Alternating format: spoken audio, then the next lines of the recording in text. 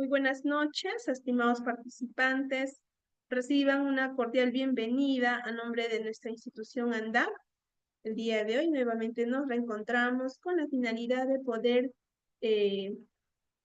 continuar con el desarrollo de nuestro diplomado especializado en psicología educativa. Ya nos encontramos en la tercera sesión de este diplomado, el mismo que se está desarrollando en 13 sesiones en vivo. Y el día de hoy estaremos abordando el tema sobre el trabajo del psicólogo educativo con padres de familia, el mismo que estará a cargo por nuestra ponente, la psicóloga Reina Garbi. Bien, estimados participantes, para que esta sesión se desarrolle de manera dinámica, activa, pueden encender sus cámaras. De esa manera nuestra psicóloga va a saber que está interactuando con nuestros participantes, ¿no?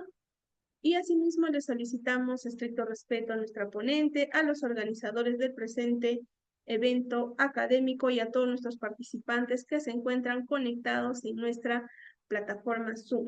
Y también aquellos que desean realizar sus preguntas pueden formularlo en el chat o en su defecto pueden alzar el icono de la mano, se les va a habilitar el audio a cada participante. Recordarles, estimados participantes, que las preguntas que se deben formular deben ser de acuerdo al tema que se va a abordar en esta sesión. Bien, sin más preámbulo, estimada doctora, les cedo la palabra para dar inicio a esta sesión. Muchas gracias.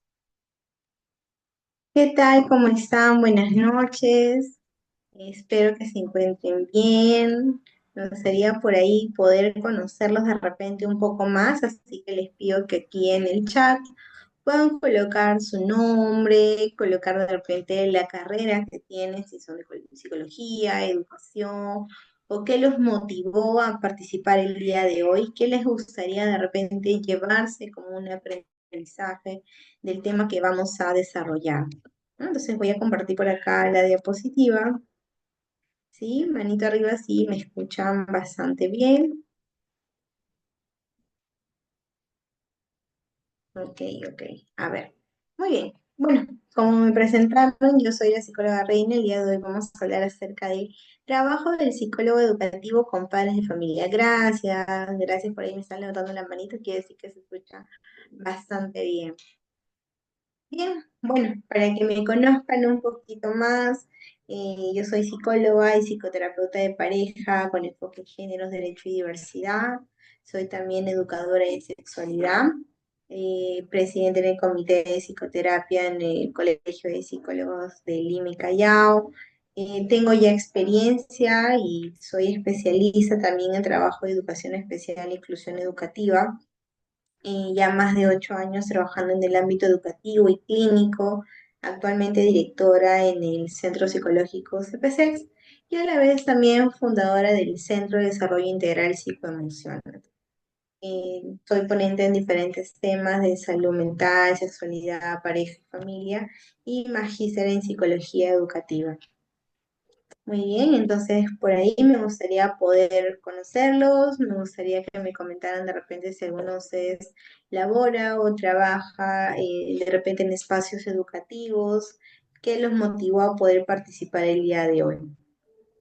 Muy bien, hoy vamos a ver en este tercer módulo problemas también de conducta que se pueden presentar en los estudiantes, el manejo de aula, todo lo que implica la conducta y trabajar la modificación de conducta, ¿no? Esto que se trabaja dentro de las escuelas, el rol fundamental que va a ser el psicólogo para poder guiar y orientar también al estudiante, las técnicas de modificación de conducta y el plan de tutoría, ¿no? Que es bastante importante.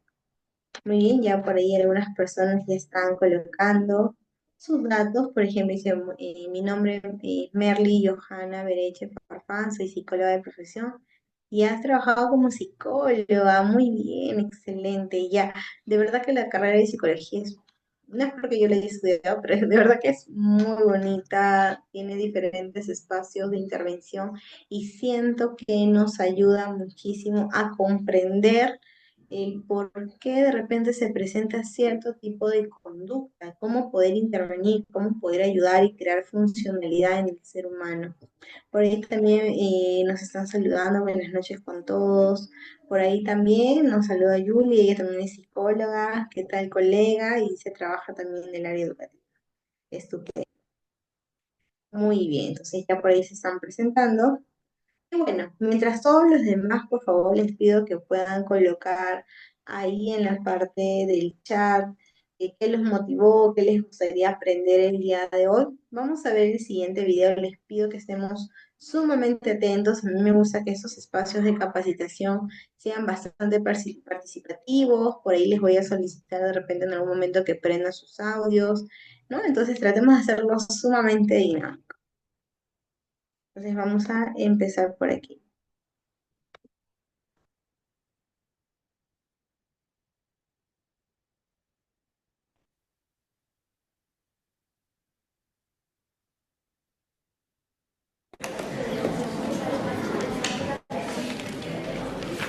Silencio. Chicos, os voy a hablar del mismo tema de ayer.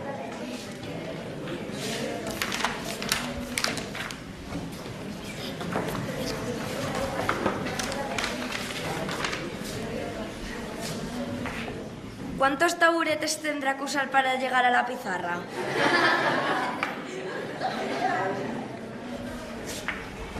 Que le upe a alguien que no se le ve. Si sigue aquí en Navidad, le regalamos unos zancos. He dicho yo que habléis.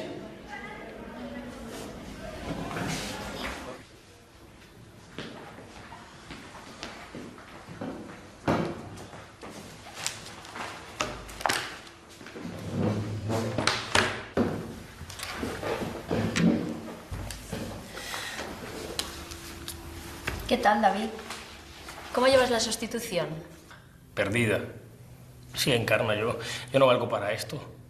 Sobre todo el chiquillo es el tal Luis Pablo. Te lo juro que me pone de los nervios, que no puedo más.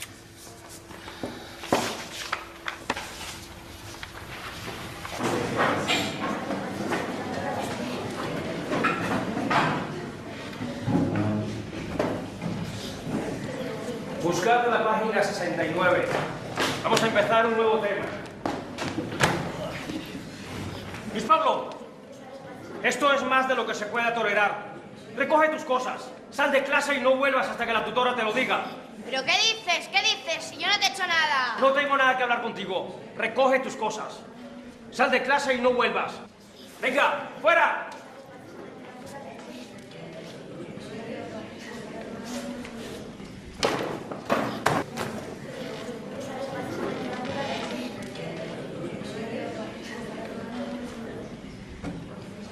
¡Que Madrid es mejor!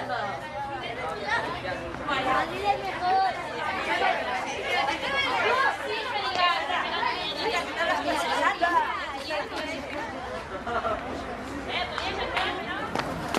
Ey, ¿qué te pasa? ¿Por qué lloras? El gnomo, que me ha cogido manía y me ha tirado de clase. ¿Quién? ¿El gnomo? Tú no te muevas de aquí, que ahora vengo, ¿de acuerdo?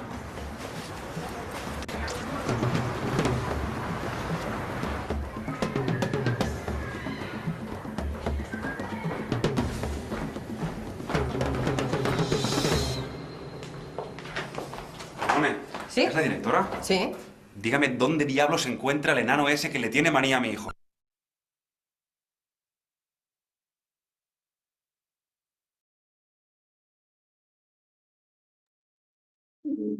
Ok, ¿qué les pareció el video? ¿Qué les ha parecido esta primera parte donde vemos una situación de un problema de conducta dentro del aula?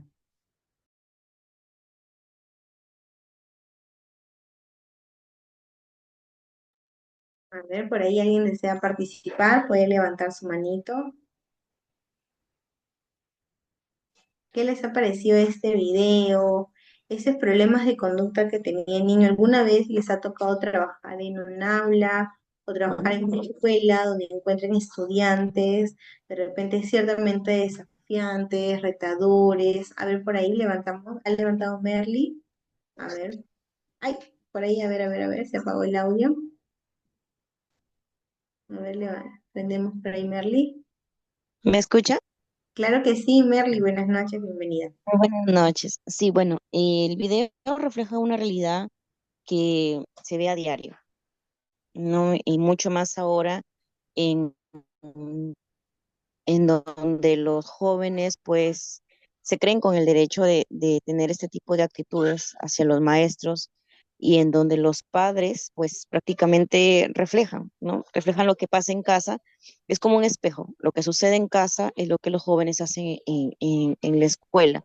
Y bueno, como le comenté en el mensaje, yo he trabajado ya 4 años como psicóloga head. Soy de Piura, en un colegio del casco rural, se podría decir. Entonces es bastante complicado.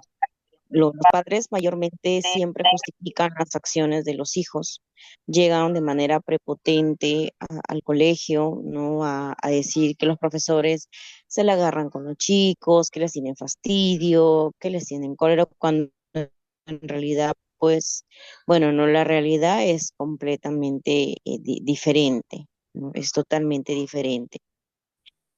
En algunos tengo que intervenir para que los profesores pues no sé, a veces es tanta la presión que sienten ante estas indisciplinas de los estudiantes, que no solamente es eso, sino es que los profesores están en clase haciendo, ¿no?, sus actividades y los estudiantes están que se tiran papeles o se tiran pinturas y ha sucedido, los profesores a veces ya no toleran más eso y lo que hacen, bueno, lo que yo les he pedido siempre es que mejor mantener la calma y tratar de salir de ese espacio y buscar, pues, ¿no? En todo caso, a otro docente, ¿no? Encargado de eso, que son precisamente el Comité de Convivencia Escolar, ¿no? Para poder buscar la solución, porque como sabemos, ahora existen protocolos que protegen a los adolescentes, que no se les puede tratar mal, tampoco no se puede expulsar de aula, no se les puede levantar la voz, entonces es como que hay bastantes situaciones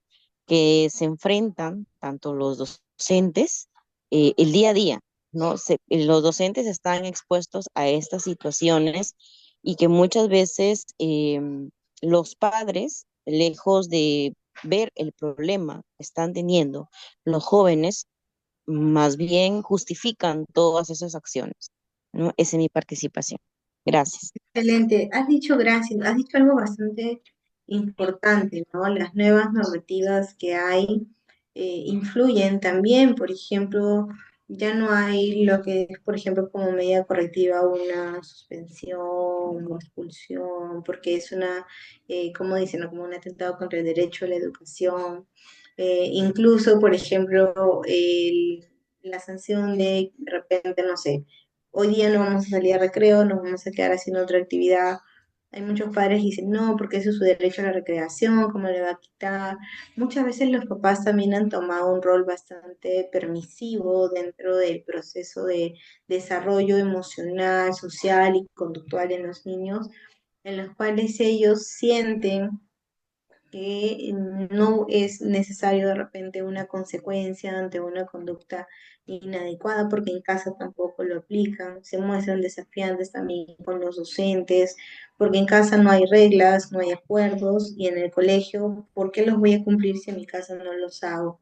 ¿No? Entonces sí es importante siempre la congruencia del trabajo también con los padres, ¿no? Pero muchas veces, por ejemplo, hace poco tengo un caso también de un colega que trabaja en un colegio y que había pasado que un grupo de estudiantes había llevado en botellas, había llevado licor, ¿no? Cuando se toma conocimiento de esa situación, hubo un llamado de atención a los chicos, pero uno de los padres llegó a la escuela indicando que, bueno, eso son travesuras que todos los adolescentes hacen, que no es para tanto, que no se preocupen, que van a hablar con su hijo, pero que esto no amerita una sanción o alguna medida de corrección.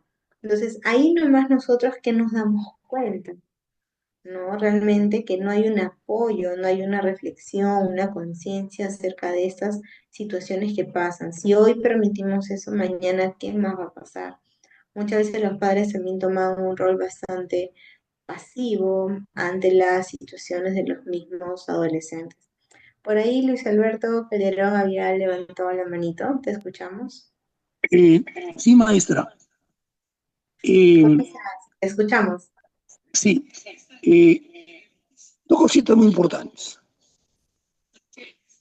El trabajo con padres de familia, definitivamente hay que potencializarlo 360 grados.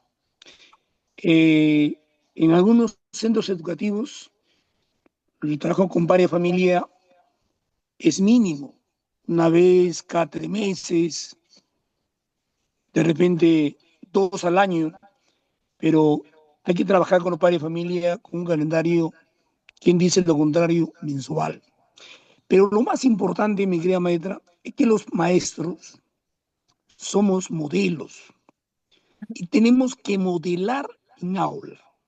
Y observamos en el video que el profesor va a escribir, no sé si el título del tema que va a tratar, o de repente va a escribir varias frases de lo que va a hablar. Definitivamente, el joven de hoy es un joven más listo, yo diría más preparado, más informado. Entonces el profesor tiene que ir a clase preparado, pues. Tiene que romper los paradigmas conductuales negativos en aula. ¿Y cómo se rompe, maestra? Con capacidad. Entonces también, si incidimos trabajo con padre y familia, también hay que incidir trabajo con los maestros, porque del 100%, con todo cariño, con todo respeto, más del 50% va al aula de clase a cumplir, a hacer lo que hizo hace 3 4 años. No hay innovación, no hay capacitación, no hay actualización.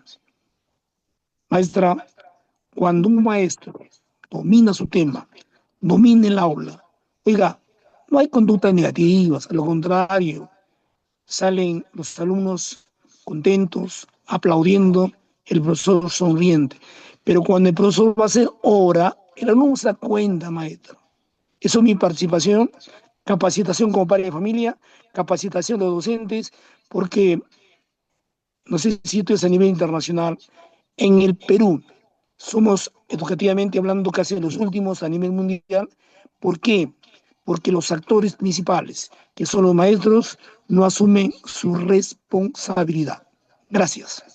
Excelente, gracias Luis. Me quedo con una reflexión bastante importante, que también, y yo los felicito por estar en esos espacios de capacitación, porque las conductas en el tiempo también van cambiando en los adolescentes, las formas de enseñanza, los aprendizajes que compartimos con nuestros alumnos.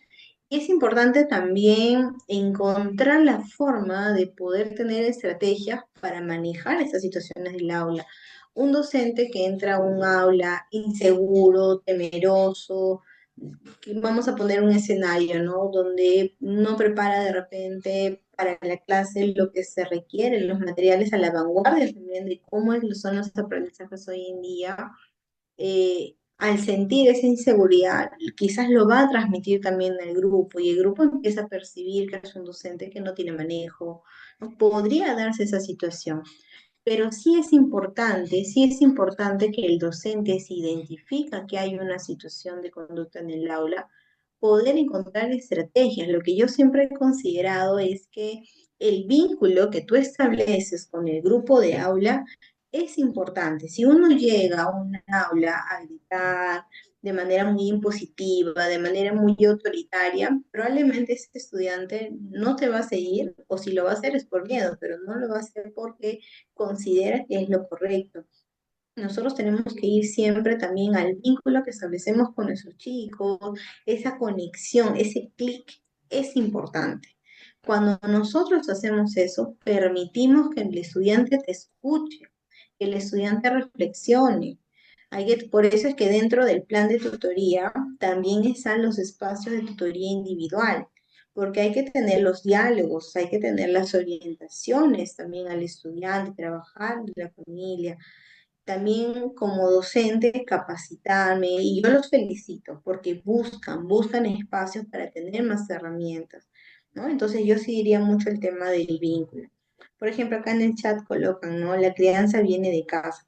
Ese también es otro punto. Ustedes se dieron cuenta en el video que cuando llega el papá a la escuela, también llega a hablar con la directora dando calificativos hacia el docente. Entonces, ¿qué esperamos del estudiante si el mismo padre de familia se refiere de una manera hostil, prepotente, agresiva también hacia el docente? Es más, no se ve la continuación del video, pero ¿cómo creen ustedes que termina esa historia? ¿Cómo creen que pasa también el docente cuando se encuentra con el padre de familia que llega en esa actitud? ¿Qué situaciones se pueden generar?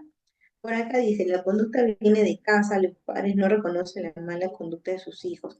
Eso es algo que hoy en día yo siento que pasa mucho más.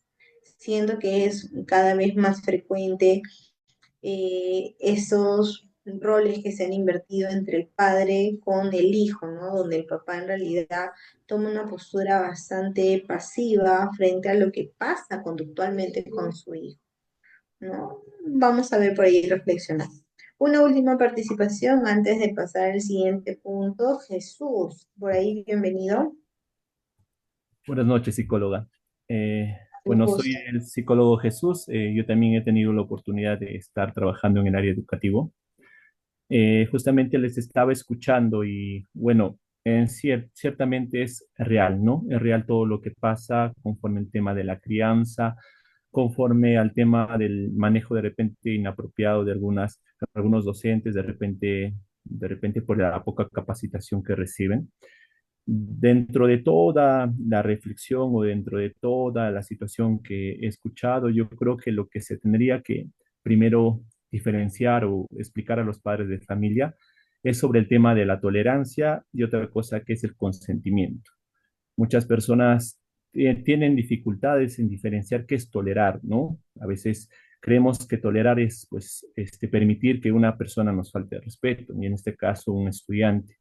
Y en el tema de consentimiento, de repente el hecho de no frenarlo, ¿no? En su momento, el hecho de permitirlo, el hecho de no enseñar que de repente el lado negativo se tiene que corregir y el lado positivo de repente en algún momento se tiene que reforzar. Yo creo que si tanto un docente o tanto un padre de familia o incluso un mismo psicólogo entendiera la diferencia entre tolerancia y consentimiento, yo creo que sería un buen manejo, ¿no? Y podríamos controlar más la situación. Eso es mi aporte, gracias. Excelente. Yo creo que muchas veces los estudiantes, gracias Jesús, no han de repente desarrollado mucho esta capacidad reflexiva y esta capacidad súper importante de la tolerancia, esta habilidad que nos permite generar buena convivencia. Lamentablemente pasa, yo lo veo mucho en las terapias, que yo realizo terapias a muchos niños, adolescentes y adultos, pero sobre todo ahorita la población que tengo más es de pequeños. Yo veo que no son niños muy tolerantes. Ahorita tengo, por ejemplo, el caso de una adolescente que ella quiere ir a una universidad, vamos a poner nombre X, en la Universidad X, y sus padres, ella ya tiene 17 años, y sus padres por todo este largo recorrido de los 17 años han cedido y han permitido absolutamente todo. Han sido muy flexibles, no le han enseñado lo que es un no por respuesta. Y ahora que los papás, por las posibilidades económicas, no la pueden llevar a la universidad X, ella entró en un conflicto, en una crisis, lleva casi 2 semanas llorando, está bastante hermética en la postura de encontrar otra universidad que ya le han dado también vamos a poner Universidad y ella no quiere esa universidad, no me gusta, yo quiero acá, casi me va a ir bien. Entonces, lo que está pasando es que no tiene una tolerancia a las situaciones. Hay casos en los cuales uno puede ser flexible, puede permitir situaciones mientras sea todo dentro de un campo funcional. pero si no trabajamos la tolerancia desde pequeños, lo que va a suceder es que constantemente los retos sociales a los que ellos se enfrenten va a ser muy complejo, muy retador. Y como siempre le digo a los padres no son eternos. Ningún papá, ninguna mamá es eterna y ese niño si no trabaja su tolerancia, su comunicación asertiva, su empatía, si no comprende que hay acuerdos y que después de romper un acuerdo puede venir una consecuencia buena o mala, dependiendo de lo que haya pasado, ¿cómo se va a desenvolver cuando ellos no estén? ¿No? Pero eso es algo a lo que siempre tenemos que apuntar y trabajar con los padres. Muy bien, me ha gustado mucho la participación, estemos ahí sumamente conectados, ¿no? Porque hemos preparado por acá distintas actividades para dialogar y compartir, ¿no? Si tienen por ahí algún casito, también lo pueden compartir por acá por hecho. Dice, ¿qué se entiende? Nos vamos a preguntar, ¿no? Por problemas de conducta en el contexto escolar. ¿Cuándo nos damos cuenta que estamos realmente frente a un problema de conducta? ¿Cuándo es un problema de conducta? A ver por ahí qué dicen en el chat o alguien quiere levantar la manito. A ver, ¿cuándo nos damos cuenta que realmente estamos frente a un problema de conducta? Porque no necesariamente todas las situaciones son problemas de conducta. Dice, ya cuando es frecuente, cuando ya empieza a ser disruptiva, ¿no? La conducta. Ok, ok, vamos a ir compartiendo. Vamos, por ejemplo, con el número 2. ¿Qué factores crees que pueden influir en el comportamiento de un estudiante dentro y fuera del aula? Por ejemplo, yo les cuento el caso de un niño, él se llama Amir. ¿Qué es lo que sucede con él? ¿No? Por ejemplo, él cuando entró al segundo grado, él venía de los años de pandemia, le había tocado 5 y le había tocado primer grado en pandemia y pasa a segundo grado con, bueno, lo que él había logrado aprender dentro de la virtualidad. Él cuando llega a mí para una terapia, para, bueno, para pasar un proceso de evaluación, estaba más o menos en agosto, me parece, agosto, septiembre, ya casi estábamos, ya habíamos pasado mitad de año. Y él tenía muchos problemas de conducta en el aula, ¿no? Generaba muchas interrupciones, desafiaba las reglas, las normas, uy, tenía muchas situaciones de conductas desafiantes, retadoras, no le iba bien tampoco con sus compañeros, se paraba, distraía a todos, no copiaba las clases, ya había muchas situaciones que se estaban presentando en él. Cuando él llega a la sesión y bueno, yo lo empiezo a conocer, para mí como psicóloga es sumamente importante el vínculo siempre con el paciente. Entonces, empiezo a conversar con él, a conocerlo, a unos juegos, ¿no? Y esa, bueno, fue mi primera sesión inicial. Viene la siguiente semana y bueno, hago la entrevista a la mamá, todo, le hago la entrevista también al niño y me doy cuenta que este niño no leía, que este niño no comprendía algunas palabras hasta las más pequeñas, ¿no? Por ejemplo, no sé, yo tengo acá en mi consultorio un cuadrito con una frase, ¿no? Donde hay una frase de motivación. Y esa frase, por más que era pequeña, él tampoco lo podía leer. Ya estaba en segundo grado, ojo, saquemos cuentas. Segundo grado, ya habíamos pasado el segundo bimestre, ya de repente debería haber un poco más de comprensión. Había identificación de las letras, pero no de todas en total, ¿no? Algunos fonemas sí lograba identificar, otros no, otros se confundía. Y cuando yo le yo me doy cuenta que él, por ejemplo, no leía, yo le digo, ¿cómo haces cuando estás en el salón? ¿No? La profesora, imagino, escribe en la pizarra, te dice algo, por ejemplo, en la ficha que hay que completar. Me dijo, es que yo no entiendo. Yo le dije, ¿tú no entiendes? No, yo solamente me dijo, yo solamente me dijo, copio lo que está ahí. Trato de poner lo que está ahí, lo escribo en la hoja. Yo le digo, ok, le digo, pero ¿entiendes lo que estás escribiendo? No, hago lo que puedo y de ahí me pongo a jugar. Pero la profesora me llama siempre la atención porque yo no participo. Cuando lo llamo a la pizarra, el niño no quiere ir. Y delante de todos le dicen, no, yo no quiero ir, que vaya otro. Y la profesora lo toma como una conducta desafiante. Pero el niño, cuando yo le pregunto y le digo, ¿por qué no sales a participar? Me dijo, Miss, es que yo no sé, es que yo no entiendo. Entonces, ¿para qué voy a salir si yo no sé? Y la Miss no me entiende. Ok. Entonces, ¿este niño realmente tenía un problema de conducta? ¿Qué creen ustedes? ¿O tenía un problema de aprendizaje que estaba generando todas estas dificultades? A ver, ¿qué dicen ustedes? Porque el niño, yo le empiezo a preguntar y le digo, a ver, amigo, tranquilo, quiero que tú me expliques qué es lo que pasa. Cuando la misa hace sus clases, ¿qué estás haciendo tú? Ay, mi, yo me pongo a jugar. Llevo mi plastilina, me pongo a pintar, me pongo a conversar con mis amigos. Digo, ¿pero por qué? ¿Por qué no intentas sentarte un poco más adelante? Me dice, no, porque ahí están los más chiquitos. Como él era más grande, ahí los sentaban atrás. Ok, está bien, pero él generaba y se frustraba mucho y cuando venían los exámenes él se ponía a hacer otras cosas. Tenía un montón de llamadas de atención, siempre se atrasaba en el cuaderno, la mamá se disgustaba con él, entonces cuando llega y yo le explico todo ese panorama a la mamá, recién lo comprendió. Ahora yo les pregunto, ¿realmente este niño tenía un problema de conducta o no era un problema de conducta o era una dificultad de aprendizaje que estaba generando toda esta secuencia? Por acá dice no, por acá dice problemas de aprendizaje, problemas de aprendizaje, problemas de aprendizaje, problemas de aprendizaje, sería de aprendizaje, atención y concentración, problemas de aprendizaje, de aprendizaje. Están en lo correcto.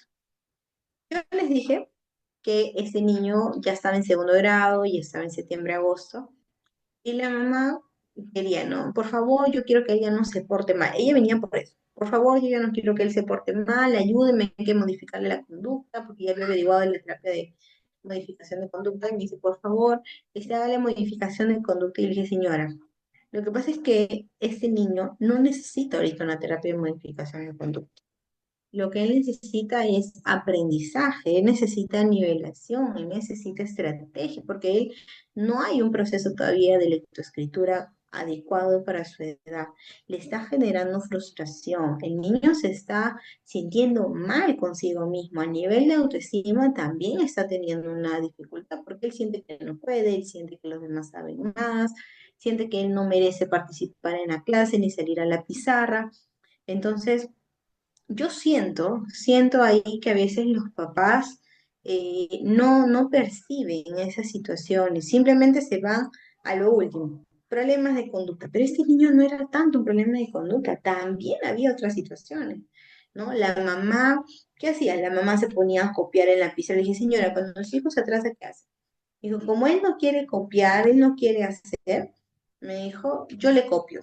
Entonces la mamá le copia. Todas las tardes, noches, la mamá le copiaba. Entonces había todo un trabajo que hacer ahí. Las dificultades conductuales eran producto de esa situación, ¿no? A eso sumarle que el niño, claro, se dispersaba, se distraía con facilidad, pero ¿quién no se va a distraer? Pregunto yo, ¿no? ¿Quién no se va a distraer? ¿Quién no se va, no sé, a dispersar sumamente rápido si algo no están comprendiendo? Y es chiquito, ¿no? Entonces yo creo que siempre hay que tener esa mirada, ¿no? Indagar un poco más qué es lo que pasa. Dice, si la mamá viene con ese mensaje, podría haber apego inseguro también. Por ahí dice, no, los maestros deberían capacitarse y así identificar qué tipo de ayuda requiere. Exacto, por ejemplo, miren, estamos hablando de un niño que llega a mi terapia, a mi consultorio, entre el mes de agosto, septiembre.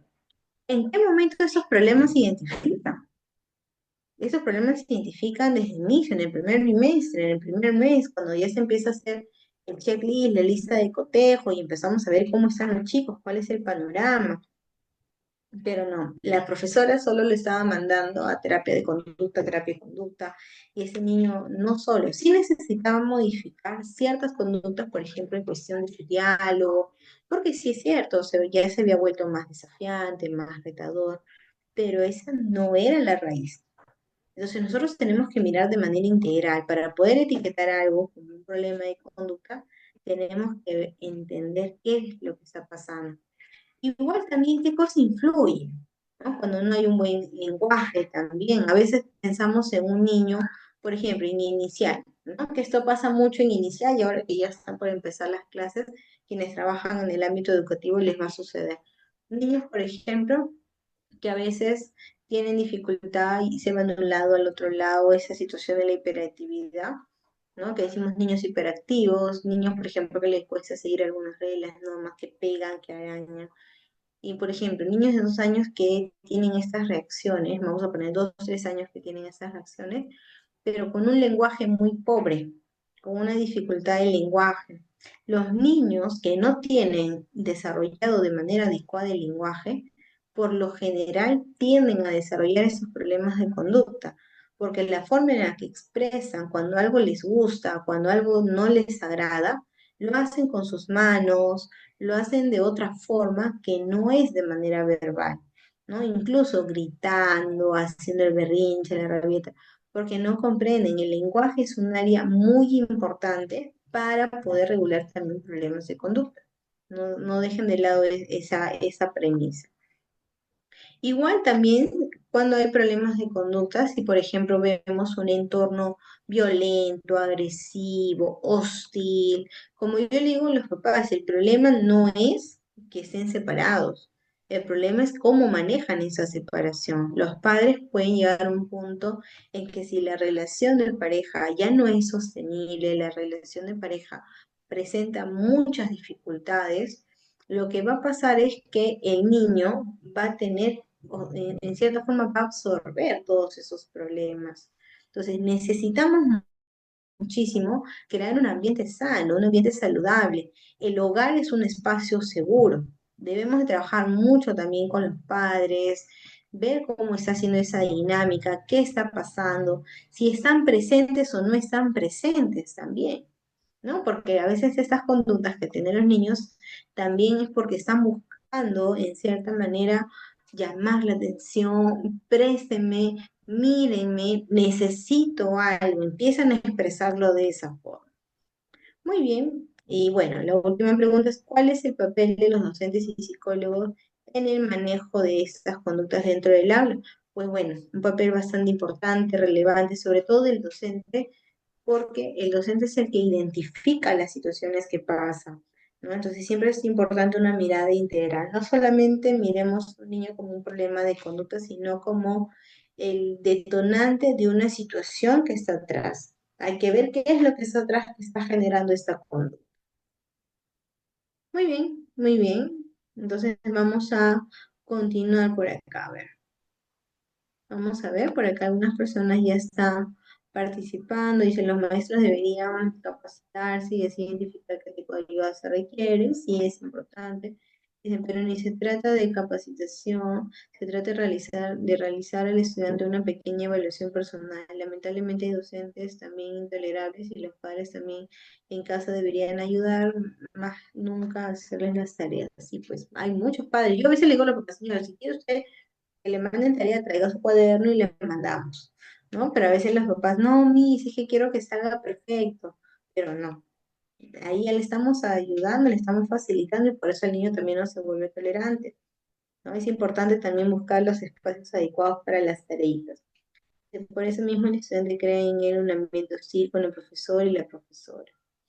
Muy bien, continuamos por acá. Una opinión dice, buenas noches, ¿qué hacer con un niño de 6 años que va cada rato al baño y se preocupa más por los demás y copió de su compañero? Bueno, ahí tendríamos que ver, ¿no? Porque es muy poquita la información, pero ver realmente, bueno, si es que hay una necesidad, no vaya a ser que el niño esté con un proceso de infección urinaria y por eso está yendo constantemente o algo haya pasado alguna situación. No es importante por ahí ver qué es lo que puede estar detonando que vaya y ahí conversar con los papás, ¿no? ¿Esta situación también pasa lo mismo en casa o solo cuando está en el colegio? ¿No? Entonces ahí siempre las entrevistas con los padres. Muy bien, vamos a hablar un poco acá de manera rápida porque hay unos casos que queremos, que he planteado para que podamos revisar. Dice, cuando nosotros estamos hablando de la conducta, es cualquier acción observable en un individuo, ¿no? Por ejemplo, si yo hago esto, si yo me agarro, si yo me paro, me siento, corro, cualquier reacción, ¿no? Por ejemplo, si hay no sé, un movimiento sísmico ahorita y un temblor y yo me paro, mi conducta es de evitación, mi conducta es de huida, ¿no? Por el temor de repente que me puede generar. Esperemos que no pase porque ya me ha pasado 2 veces que ha habido. Así que si ustedes me ven que corro, ustedes tranquilos. El psicólogo va a regresar. Dice por acá. Puede ser innato o aprendido y se regula por refuerzos del entorno. Eso siempre considera. Muchas de las conductas, algunas son propias de la persona y otras por un tipo de aprendizaje vicario que vamos a ir desarrollando. Vamos a imitar las conductas también del entorno, ¿no? Por ejemplo, ¿no? Yo tengo una sobrina que yo me acuerdo cuando ella veía, cuando yo me alistaba, cuando yo me maquillaba ya para poder ir a mi trabajo, ella veía mis brochas al costado y se miraba y empezaba a hacer. Me parecía muy curioso, ¿no? Entonces, los niños nos imitan. Ahora, por ejemplo, yo tengo también un pequeño de 4 años y medio y cuando yo como, cuando estoy pintando, cuando estoy haciendo algo, también ve, ¿qué haces, mamá? A ver, y él también quiere hacer, ¿no? Hay conductas que ellos van viendo. Igualmente pasa con nuestras emociones. Y nosotros, por lo general, tenemos mucha tendencia también a reaccionar de manera efusiva. Lo que va a pasar también es que el niño va a imitar esa conducta. Los niños siempre, siempre están observando qué es lo que pasa en el entorno, qué es lo que hace, cómo reacciona. Por eso es importante regular y tener claro que somos un modelo. Todos somos un modelo, ¿no? Incluso vamos a hacer una pequeña dinámica, nos gusta mucho hacer siempre esta dinámica para poder enseñarles que somos realmente un modelo. Todos los que puedan, por favor, prendan su camarita. Para hacer esta dinámica, voy a dejar acá de proyectar. Vamos, todos los que puedan. Vamos a hacer acá una dinámica.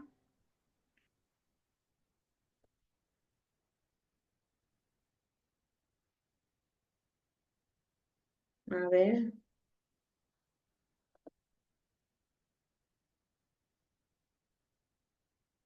¿Listo? Ok, ya están todos y varios han prendido su camarita. Ok, vamos a hacer la siguiente actividad. Les pido a todos, por favor, que levanten su manito derecha. Ok, ¿alguien más se suma? ¿Alguien más por ahí? Si no, después no vale, van a hacer trampa. Van a hacer trampa.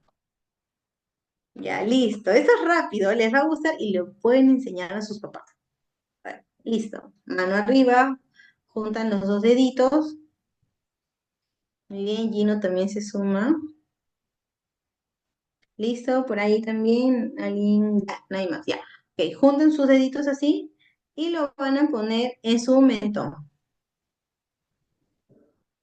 ¿Listo? Lo ponemos en el mentón, ok. Listo, juntamos Nilsa por ahí también, lo ponemos en el mentón. Ok, quiero hacer una pregunta. ¿Eso se llama mentón? Ay, ¿qué pasó? Lo siento, los engañé. ¿Qué es esto? A ver, prenden todo su audio. A ver, prendan su audio. ¿Cómo se llama esto? Pómulo. Pómulo. ¿Cómo se llama? Lo repetimos todos juntos para que nunca se nos olvide. ¿Cómo se llama? Pómulo. Pómulo. A ver, ¿qué pasó? ¿Por qué lo pusieron acá? Ah, la psicóloga tiene El modelo. Exacto, exacto. Hicimos lo que usted dice. Seguida lo que usted estaba haciendo, psicóloga. Ay, psicóloga, qué mala, nos ha hecho caer en la trampa. Efectivamente. Esto es para que ustedes vean que los niños aprenden por lo que ven. Maestra, pero Sí, por ahí, a ver. usted cuando dio las instrucciones dijo, hagan esto y pónganle a su mentón. Pues No, pónganle nosotros su como mentón. niños, es lo que hace un niño, ¿no? Hemos seguido la instrucción. Ahí está el Cayeron detalle, todos en la trampa, cayeron todos en la trampa, ¿no? Ustedes ya saben, ¿no? Acá no los engañé. Hoy ya saben, ¿no? Hoy día no solamente vamos a hablar de todas estas situaciones a nivel educativo, sino que se lleva otro aprendizaje. Eso se llama pómulo. Ese es el mentor. Entonces, esto yo lo trabajo muchísimo con los papás. Esa es una técnica que yo trabajo mucho con los papás. Hago que todos se paren y tal cual lo hemos hecho ahorita, exactamente igual. Y hago esta reflexión. Nuestros niños nos observan. Si tú eres ordenado, tu niño también te observa. Si tú tienes desarrollado tu inteligencia emocional, lo va también a hacer. Tu niño te observa, tu alumno también te observa. Si tú no tienes una conducta regulada, lo que va a suceder es que él te va a imitar también, ¿no? Entonces recuerden, esas conductas que nosotros tenemos, bueno, que observamos en nuestros niños, también son producto de lo que ellos observan en nosotros. Entonces ya sabemos, ¿no? Esto es una dinámica que yo les he enseñado para que ustedes vean la importancia de cómo los niños aprenden y que ustedes lo puedan trabajar también con sus papitos. ¿No? La conducta puede ser adaptativa o inadecuada, desadaptativa, según lo vayamos a observar, ¿no? Una conducta adaptativa favorece siempre la convivencia, el aprendizaje o el desarrollo integral, ¿no? Se sigue instrucciones, se respeta turnos, hay un buen trabajo en equipo. En cambio, una conducta inadecuada interfiere muchísimo en el aprendizaje, incluso de repente en las formas de diálogo, pueden pasar hasta conductas violentas, agresivas, no se desobedecen normas, reglas, no se respeta el espacio ni tampoco el trabajo en equipo. Muy bien. Hay que considerar que como principios también de la modificación de conducta, vamos a tener muy claro lo que es el condicionamiento operante y se utiliza refuerzos y consecuencias para moldear comportamientos. Mientras más niños son, es mucho más sencillo también poder moldear los comportamientos, pero vamos a requerir también de ciertos estímulos, ¿no? Si bien es cierto, lo que nosotros esperamos es que el niño, por reflexión y conciencia, deje de repente de tener ciertos comportamientos, pero el condicionamiento es una estrategia muy buena, que también ayuda si la sabemos aplicar. Por ejemplo, como una de las técnicas también de modificación de conducta, tenemos lo que es el refuerzo positivo y el refuerzo negativo. Dentro del refuerzo positivo se le puede entregar algo que desee el niño, ¿no? De repente algo que permita aumentar mucho más la conducta, ¿no? Como elogiar el esfuerzo. Y por el otro lado tenemos el refuerzo negativo, ¿no? Tal como está el ejemplo, reducir tareas si el grupo participa bien, ¿no? Chicos, miren, vamos a hacer esas actividades y participamos sumamente bien. En vez de 5 ejercicios, dejamos solamente 3. ¿No? Es una forma de refuerzo también negativo, ¿no? Donde quitamos un estímulo desagradable para reforzar una conducta que estamos esperando se pueda dar. Por otro lado, también tenemos el castigo positivo y el castigo negativo. Por ejemplo, en el castigo positivo se añade un estímulo desagradable para reducir la conducta, ¿no? Y empieza una advertencia verbal, ya un tono de voz mucho más fuerte, más enfático, y ya en el castigo negativo se le quita un privilegio, ¿no? Algo positivo, algo que le gusta, para reducir una conducta. Normalmente hoy en día, lo que a los chicos yo me doy cuenta, porque ellos son más tecnológicos, las consecuencias lo sienten mucho más en un play, el quitarles el teléfono, el no ver la televisión, la computadora, algunos, por ejemplo, no poder salir a una actividad determinada. Entonces necesitamos también identificar, porque, por ejemplo, una vez me tocó un caso de un adolescente que empezamos a conversar y me dice, ay, mi mamá me ha mandado, me dice, cuando está molesta y me castiga, me manda a mi cuarto a leer. Y yo le digo, ¿y tú qué haces? Leo. Me dice, pero es que ese no es un castigo, a mí me gusta. Entonces yo no sé cuál es el castigo de mi mamá, porque yo siempre estoy leyendo, pero cuando está molesta y me castiga, me manda a leer. ¿Realmente eso será un castigo? No. Por ejemplo, hay otro caso también de un pequeño, era un niño más pequeño, que también le quitaban por una semana la tele. El primer y el segundo día lo sentía. El tercer día, cuarto día ya se olvidaba. Encontraba otra cosa con que jugar. Entonces es importante que las consecuencias, yo más castigo, hablo siempre de consecuencias, sean a corto plazo para que puedan tener un mayor impacto. Por acá también tenemos la economía de fichas, ¿no? Donde los estudiantes van a ganar puntos por conductas adecuadas y bueno, las ponemos ahí de repente como un cúmulo para poder generarle un incentivo.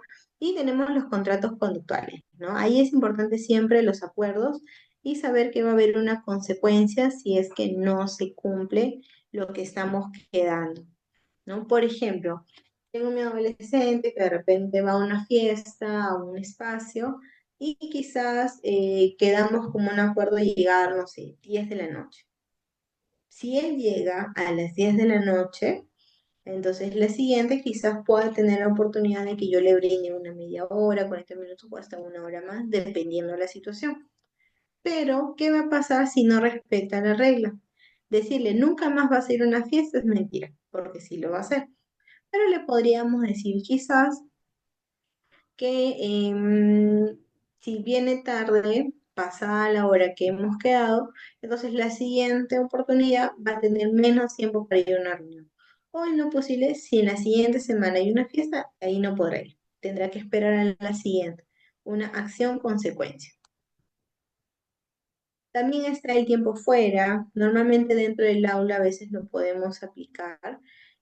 Antes se hacía esta silla eso de llevarlos a un rincón con una silla o tenerlos parados. La verdad, nunca me ha gustado ese tipo de consecuencias. Pero sí la silla de pensar, a veces ayuda, pero no es que mandarlo a la silla solo a que piense. Hay que hacer acompañamiento, hay que darle un espacio para que el niño pueda reflexionar acerca de las conductas, pero ver si el espacio le es funcional. Por ejemplo, en el colegio donde yo trabajaba, tenía una niña que tenía muchos problemas de conducta, realmente tenía muchos problemas de conducta. Y ella, por ejemplo, cada vez que pasaba una situación, la profesora la mandaba a dirección. Pero en dirección ella se ponía a cortar, a pintar, le daban hojitas, ¿no? Para que se quede ahí hasta que pase un ratito y luego regresar al aula. Ustedes, según lo que les explico, ¿consideran que realmente estaba bien aplicada ahí la consecuencia? ¿Qué creen ustedes? Miren, la profesora la mandaba a la dirección cada vez que hacía una conducta inadecuada. Pero la niña cuando iba a dirección pintaba, jugaba, hacía recortes, todo. ¿Realmente será un espacio de consecuencia? No. Entonces sí es importante también ver en dónde es que está bien. Muy bien. En el modelado, bueno, los docentes y compañeros sirven como un ejemplo de conductas adecuadas. Considera también que dentro de un aula hay niños que desarrollan un liderazgo y ese liderazgo a veces es direccionado de una manera adecuada, como también de una manera inadecuada. Muchos niños llevan ese liderazgo hacia conductas disruptivas, ¿no? Por ejemplo, niños que de repente te dicen, mira, no hay que entrar a la clase, vamos a hacer esta otra actividad, o no, mira, ¿para qué vamos a hacer la tarea? Ninguna hay que hacerla, mejor hacemos otra cosa, ¿no? Y hay otros niños que el liderazgo sí lo direccionan para cosas positivas. Igual también, bueno, las autoinstrucciones, ¿no? Que son frases que podemos dejar en distintos espacios para fomentar la buena convivencia. Yo les recomiendo que siempre dentro de las aulas y bueno, de la escuela, el psicólogo, y eso lo direcciona mucho más el psicólogo educativo, y acá es donde entra su rol importante, debe identificar un plan de intervención anual, un plan de intervención que vaya acorde y se ajuste a las necesidades de los estudiantes, enfatizando siempre la buena convivencia, la sana convivencia, para que cada estudiante sienta que su escuela es un lugar seguro. La escuela debe ser un espacio donde yo me sienta escuchado, también me sienta valorado, me sienta importante, un espacio donde yo sienta que ir va a ser que me sienta bien, no solo por aprender, sino porque mi espacio social hay un buen entorno, es funcional. Sin embargo, muchas veces en las escuelas se enfatiza más en lo académico, en lo competitivo, en desarrollar capacidades, competencias, pero no vemos este lado emocional, hay un vacío. De hecho, hay muchas escuelas que tampoco tienen un espacio psicológico. No solamente están los docentes, y los docentes, puedo decir, no sé si acá también hay docentes, no se abastecen. El docente puede querer tener todas las estrategias y herramientas, pero no se abastece tampoco para cubrir todas las necesidades individuales de cada estudiante. Por ejemplo, en las instituciones educativas nacionales, ¿no? Las del Estado, ¿cuántos estudiantes son por aula?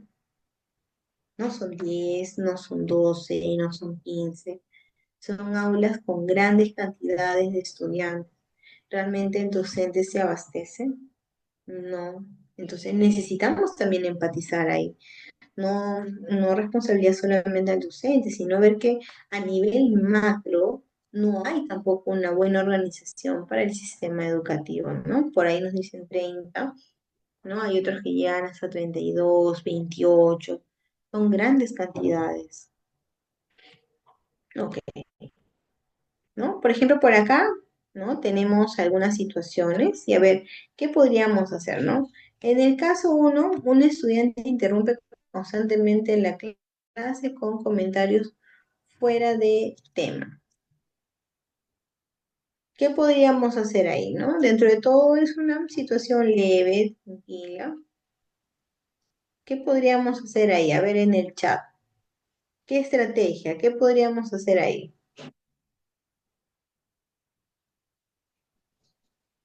Un estudiante interrumpe constantemente la clase con comentarios fuera de tema. ¿Cuál podría ser mi estrategia? A ver, levante la manito.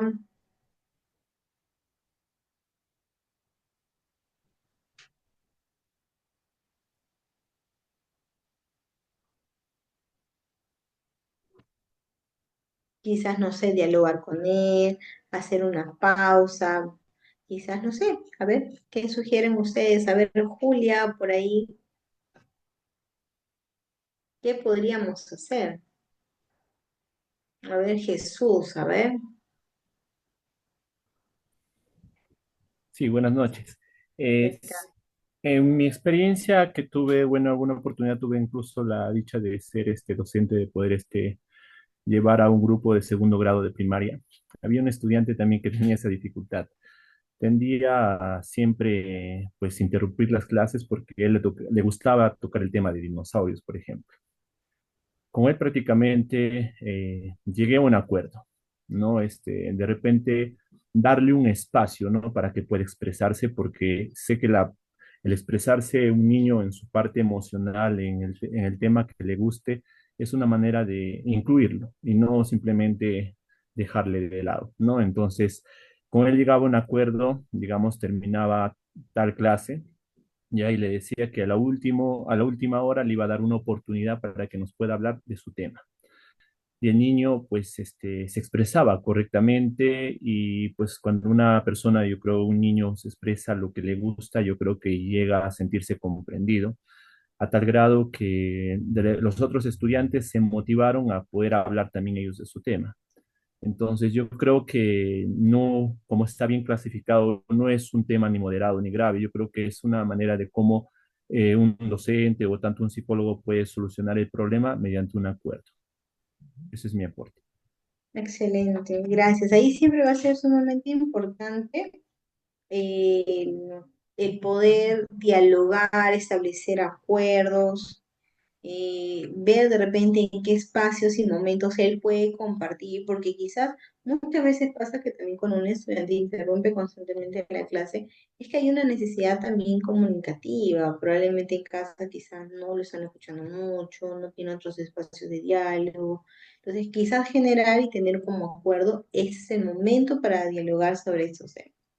En este otro momento es para escuchar la clase, ¿no? En el caso 2, por ejemplo, ya que es un poco más moderado, un estudiante empuja a otro durante el recreo y se niega a disculparse, ¿no? Quizás estaba jugando, le chocó con él o se enojó, le empujó y empieza a haber una situación. Imaginemos que eso ya empieza a ser un poquito más. Igual tenemos un tercer caso que dice un estudiante grita y lanza objetos cuando se le pide que haga una tarea. Miren, ya está, es una situación un poco grave. Y en el cuarto, por ejemplo, un estudiante no entrega tareas ni participa en clase durante varias semanas. Ya esto es constante, ya no es solo de un día, eso ya es constante. Entonces, si nos damos cuenta, las conductas van subiendo también en intensidad.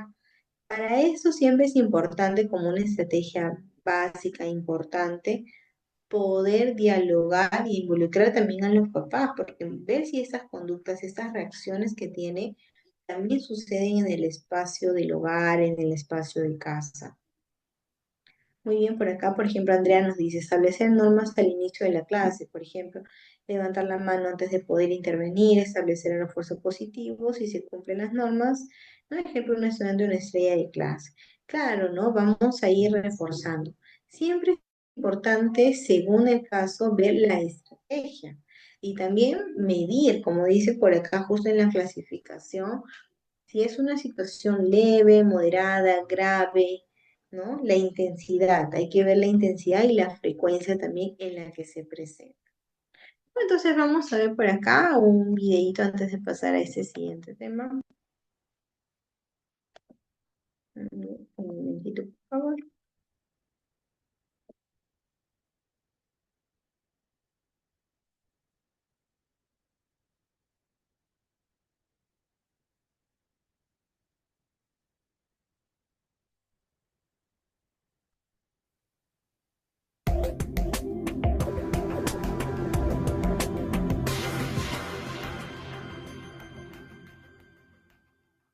My name is Jake.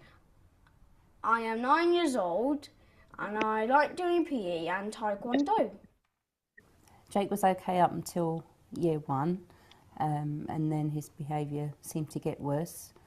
They have to do more work than play, and the teachers couldn't really handle him.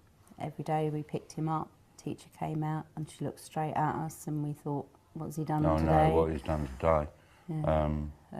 But he had to be restrained one time when he was throwing a tantrum. He was kicking the teacher, hiding under the table, hit a pupil, and they just labelled him a badly behaved child, and if he continued he'd have to be expelled. There was a lot of emotions, really, different feelings.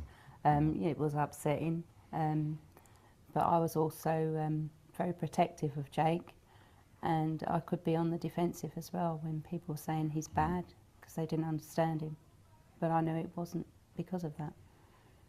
When Jake started school, the main concern from the teachers and staff working with him was his behaviour, which was really very difficult. Although he'd been known to the speech and language therapy service prior to starting school, it wasn't until that point that the severity of his difficulties were realised in terms of understanding language and expressing himself. When I was little, people don't understand me. I get cross and I went under the table and I didn't understand what I have to do. Jake started getting speech and language therapy, and specialist teachers were helping him because they understood the difficulties that lots of children have, and when they understand, then Jake starts to learn better. When I first met Jake, he was very frustrated because of his language disorder. He found it very, very difficult to cooperate with anything and often ended up underneath the table. When the teachers are talking, I didn't understand. I got cross because I didn't understand what they are saying. I think Jake's behaviour difficulties were very closely linked with his language difficulties. He had such difficulty following instructions that he often wouldn't know what the teacher was asking him to do. This would make him very frustrated and he would hide under the table, he would lash out. If he wanted to talk to another child, asked to borrow a toy, asked to play with them, he didn't have the words to express himself, so he would perhaps snatch the toy or get frustrated if the child said something to him that he then didn't understand. Before he got the help, he didn't want to go to school, didn't like it. And then he got the help, and You know, he just loves coming to school. He's a much happier child, less tantrums, and is eager to please, and he just loves it. He's got a lot of friends. He really likes his school, and he's getting on so well.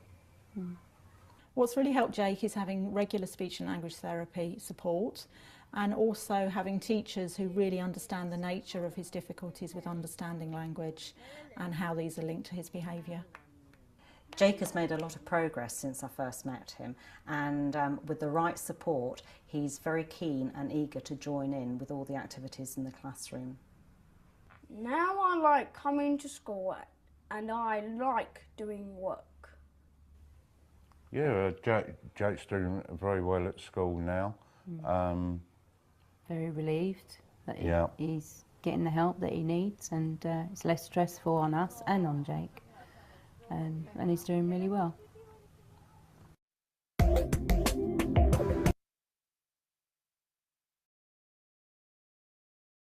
Bien, reflexiones del caso, ¿quién quisiera participar? ¿No? El niño tenía un trastorno específico de lenguaje, tenía muchas dificultades y como ven, una situación de conducta no estaba sola, tenía una raíz ahí. Entonces, ¿qué les ha parecido el caso? A ver, por ahí me gustaría poder escucharlos. ¿No? Buenas noches, Jacqueline, un gusto saludarte. A ver, ¿qué les ha parecido? ¿Quién quisiera participar?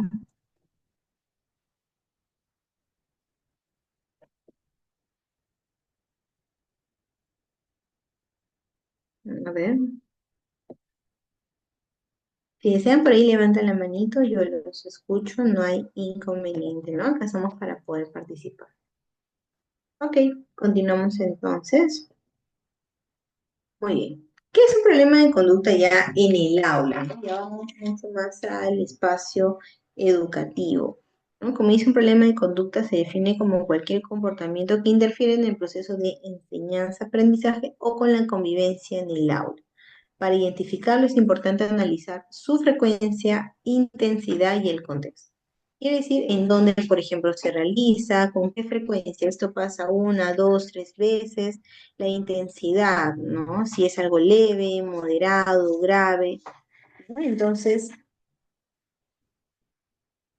es importante identificar, recuerden, no se olvide, para ver si realmente es un problema de conducta, la frecuencia, la intensidad y el contexto. ¿Ok? A ver, vamos a ver entonces por acá.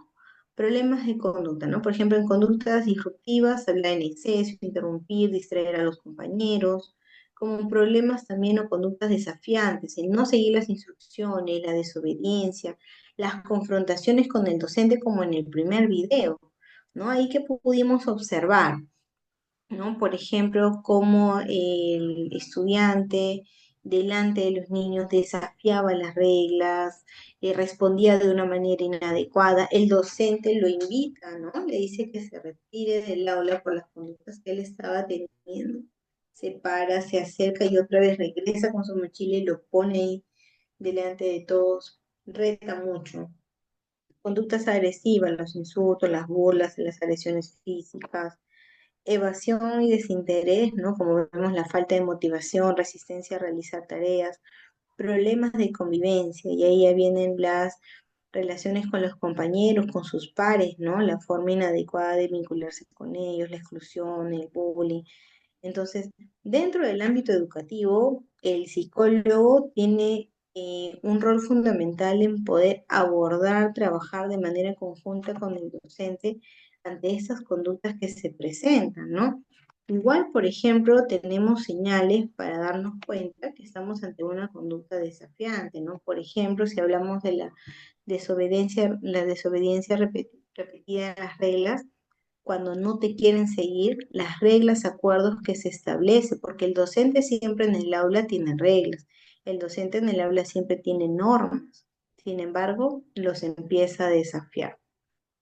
Por ejemplo, actitudes provocadoras, insultar, desafiar, provocar de manera verbal como lo hacía el docente, que estaba ahí escribiendo y el niño le iba diciendo cosas cuando él estaba escribiendo, ¿no? Por ejemplo, buscar generar conflictos, ¿no? Estos niños que a veces pasan, no sé si les ha tocado. Yo recuerdo que cuando yo estaba en el colegio, tenía un compañero que, por ejemplo, ¿no? Cuando pasaba algo, volteaba, eso que a veces le dicen así como candeleros y cizañosos, y volteaba y decía, uy, no vas a decir nada, ¿no? Y constantemente siempre hacía eso y avivaba más la llama de un conflicto.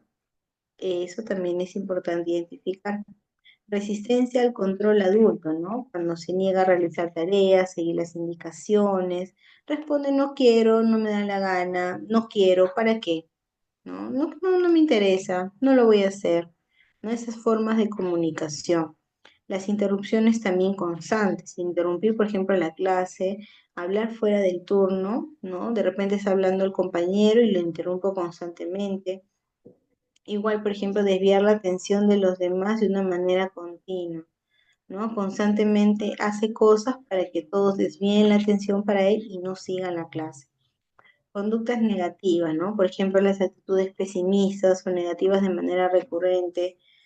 Por ejemplo, nadie me entiende, no me importa, no se puede. Uy, ¿para qué lo vamos a hacer, Miss? Igual vamos a perder, ¿no? Entonces, constantemente esas actitudes negativas también hay que identificar. Por ejemplo, si hablamos de conductas evasivas o de aislamiento, también hay señales que podemos tener claras. Por ejemplo, cuando evitan la interacción con otros, ¿no? Con otros niños, con otras niñas, se niegan a participar en las actividades grupales, se salen, ¿no? Hacemos un grupo, vamos a hacer una actividad, no quiero participar, se va, ¿no? O muestra indiferencia, por ejemplo, hacia sus compañeros, ¿no? No hay una reciprocidad social, ¿no? No hay empatía. El aislamiento durante el recreo, ¿no? Prefiere estar solo durante el tiempo libre, evitando el contacto, incluso si la lonchera lo puede comer solo, se va a comerlo solo. Las respuestas mínimas o negativas, por ejemplo, no importa las conversaciones, responde siempre de una manera monótona, ¿no? Sí, no sé nada, de una forma muy dicotómica, una conversación muy cerrada. Se niega a pedir ayuda, ¿no? Evita pedir ayuda o apoyo cuando es necesario, ¿no? Muestra su inseguridad y negación a la asistencia cuando se le ofrece. Si hablamos, por ejemplo, de conductas impulsivas, ¿no? Estamos hablando, por ejemplo, de decisiones precipitadas, ¿no? Por ejemplo, hacen acciones sin medir las consecuencias que les puede generar esa decisión. Igual también, por ejemplo, si hablamos de las interrupciones frecuentes, vemos que no hay un control de impulsos, ¿no? Dentro de la clase yo debo tener claro que tengo un momento para participar y otro momento en el cual debo también esperar mi turno, pero a ellos les cuesta. Dificultad para controlar emociones, ¿no? Por ejemplo, lloro, grito. Me acuerdo que había un estudiante en la escuela donde yo también estaba trabajando que cada vez que se enojaba o los amigos terminaban primero en un examen, quería arrugar la hoja, teníamos que hacerle un acompañamiento, no estaba listo y preparado todavía, por ejemplo, cuando perdía, muchas veces reaccionó de manera agresiva también con sus compañeros. Cuando se hablaba con los papás, la mamá mostraba una actitud bastante permisiva, solamente indicaba que ya él iba a aprender, él iba a mejorar, que tenga paciencia, pero no se veía una intervención clara frente a estas situaciones que pasaban. Conducta, por ejemplo, temeraria, ¿no? Realizar actos peligrosos o arriesgados sin considerar lo posible, como que no miden peligros ni para ellos ni para los demás. Por ejemplo, en la conducta negativa constante también, quejas frecuentes, desinterés general y el desprecio a la autoridad. Por ejemplo, en el primero hay que están constantemente quejándose de todo, todo les parece mal, las tareas escolares, hasta el personal que labora dentro de una institución, el desinterés general, ¿no? Donde ya no muestra interés por las actividades que el docente plantea, evadir, por ejemplo, el trabajo, ¿no? Si la profesora deja algo para realizar, no quiero, para que no tengo interés, no hay motivación. O comentarios como siempre estoy aburrido, ¿no? Ya pero no quiero hacer, quiero irme a mi casa a dormir, quiero terminar la clase, ¿no? Entonces están con esta actitud no muy positiva tampoco. Y el desprecio por la autoridad, donde hablan de manera despectiva sobre los maestros o figuras de autoridad y no respetan las reglas o normas establecidas, ¿no? Por ejemplo, Hay que tomar en cuenta también que hay trastornos emocionales subyacentes que de una u otra forma influyen, ¿no? Por ejemplo, cuando hay cambios repentinos en el comportamiento. Siempre los padres deben estar alerta, pero en este caso, si estamos hablando de ámbito educativo, el docente, como dije, ¿cuáles eran los tres criterios para ver que estamos frente a un problema de conducta? ¿Quién se acuerda? ¿Habían tres? A ver. ¿Quién se acuerda? Eran tres. Tres criterios importantes para saber que estamos frente a un problema de conducta. A ver, te doy unos segundos.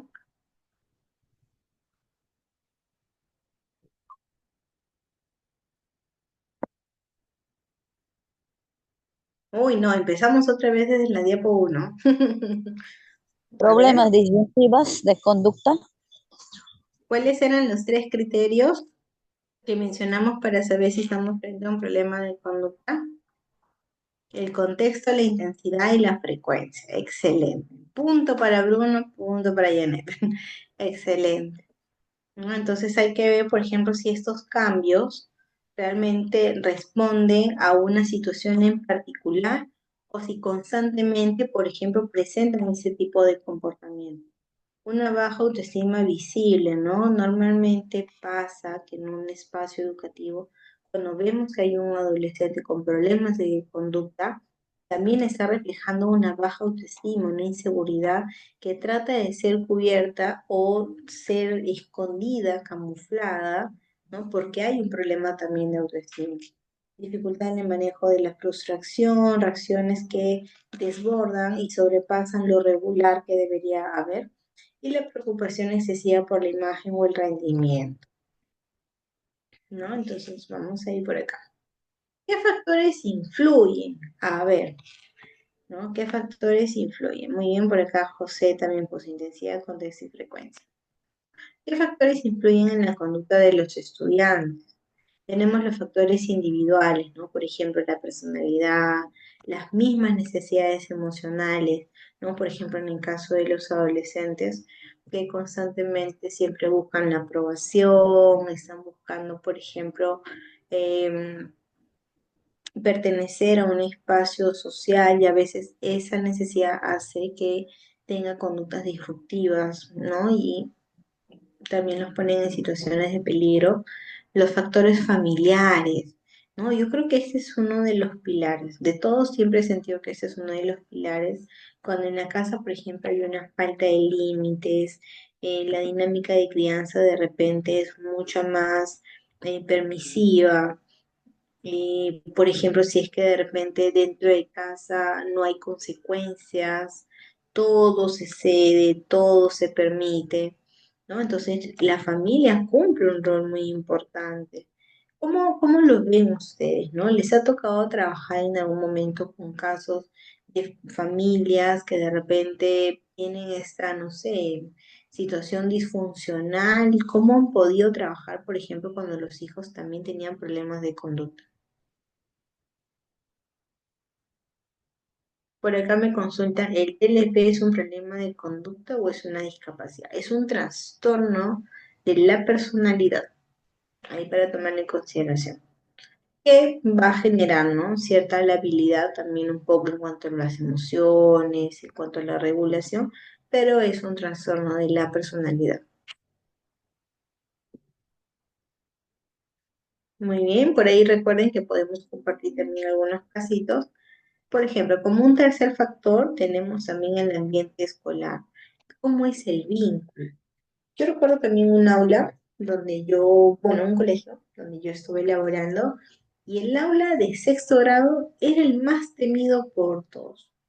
La psicóloga anterior, me acuerdo que me mencionaron que había renunciado, que no se había sentido muy cómoda y que esta aula era muy complicada. A la docente le habían hecho llorar muchas veces por los problemas de conductas que ellos tenían. Yo recuerdo mucho que esta aula para el sexto grado colocaron a una profesora que siempre que se caracteriza por ser firme, pero ella trabajaba mucho su vínculo con los niños y con los padres.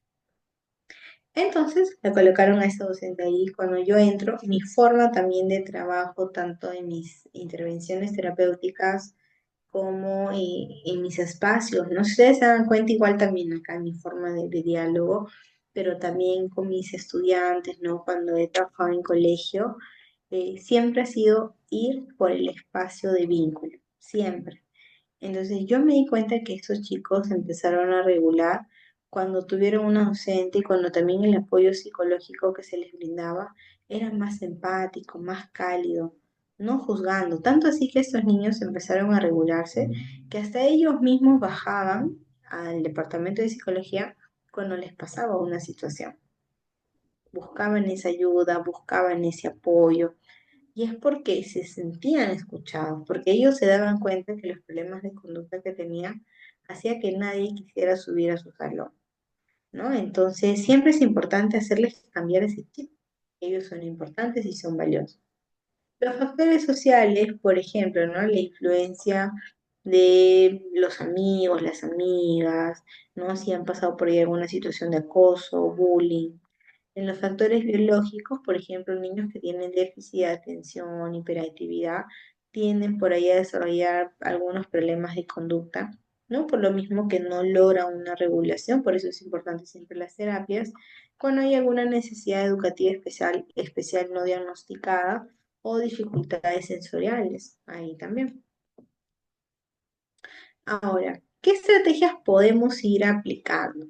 ¿No? Primero es importante que dentro del aula tenemos que guiar, nosotros también como psicólogos tenemos que guiar y en el adecuado establecimiento de las normas claras y consistentes. Debe haber normas que sean comprensibles, normas que puedan ser comprendidas realmente para el estudiante, ¿no? Por ejemplo, como dice ahí, no hables en clase, es muy difícil porque en realidad siempre estamos hablando en clase, pero podría ser escucha atentamente cuando alguien esté hablando. Es una norma más directiva, más clara, más precisa, y que sea de forma positiva. Evitemos mucho utilizar el no. Por ejemplo, como dice por acá, el reforzamiento del comportamiento positivo. ¿No? ¿Qué podemos trabajar acá? Valorar y premiar las conductas adecuadas con elogios, privilegios o incentivos. ¿No? Por ejemplo, los niños, no, yo siempre quiero ser el primero en la fila. Bueno, entonces vamos a ver, el niño que logra esto podrá elegir si puede estar al inicio, el segundo o el tercero dentro de la fila. O será de repente la mesita que yo vea los grupos, ¿no? Que yo vea que están trabajando de una manera adecuada, serán los primeros en salir al recreo. ¿No? Y vamos a ver, sale primero mesa 3, mesa 5, mesa 4. Entonces, de una u otra forma, el entorno, el espacio también se ayuda. ¿No? Se puede utilizar por ahí también el sistema de economía de pi. Recuerden que los niños son muy visibles y necesitan también ver de manera concreta que se están comportando de una manera adecuada. Yo recomiendo también, en cuanto al establecimiento de las normas, involucrar al estudiante en la elaboración de las normas, ¿no? Siempre la metodología tradicional ha sido ya tener acá, listo, mi papelote con las normas de convivencia. Involúcralos, que ellos también reflexionen cuáles son las normas que son más importantes y que consideran que les va a ayudar en estas primeras semanas de convivencia en la escuela. Por ejemplo, estrategias de regulación emocional. Enseñar a los estudiantes a identificar sus emociones y utilizar técnicas de control.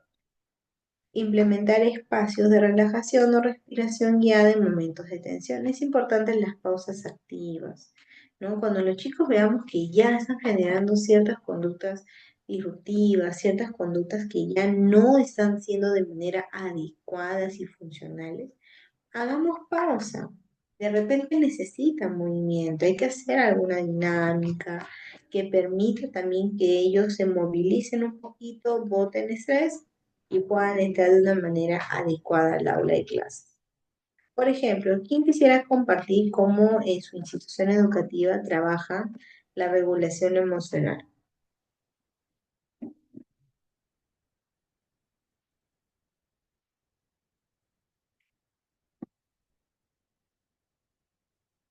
A ver, ¿quién quisiera compartir? o como psicólogos, cómo trabajan en las escuelas estrategias de regulación emocional. ¿Alguien más aplica pausas activas?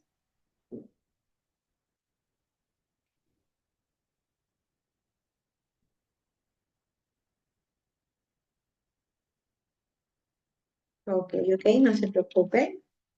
Por ejemplo, les dejo acá un casito y lo vamos a revisar, ¿ok? Dice así. A ver, ¿quién me ayuda por favor a leerlo? ¿Alguien por ahí?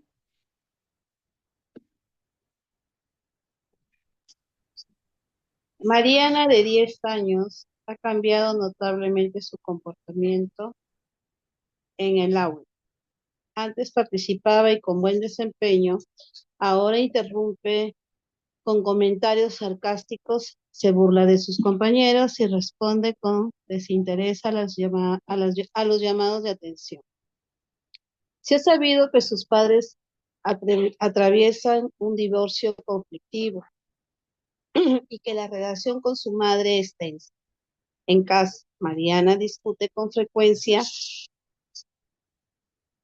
evita expresar sus emociones y pasa mucho tiempo en redes sociales viendo contenidos relacionados con problemas emocionales. Su madre ha encontrado dibujos de escenas violentas en sus cuadernos y ha notado que se aleja de sus antiguas amigas. A pesar de las advertencias y la intervención de la escuela, su conducta sigue empeorando.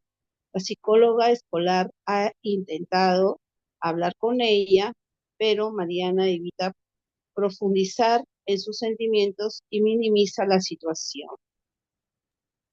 Gracias, muchas gracias, Jacqueline, ahí por la participación. Interesante el caso. A ver, pregunta número 1.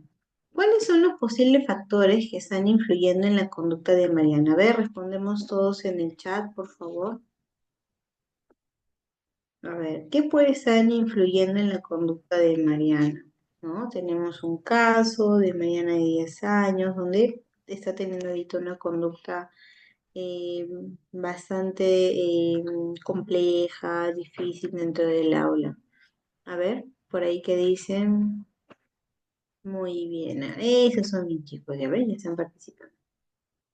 Dice la separación de sus padres, la separación de sus padres, la separación conflictiva de sus padres, problemas familiares, la separación, conflictos con sus padres.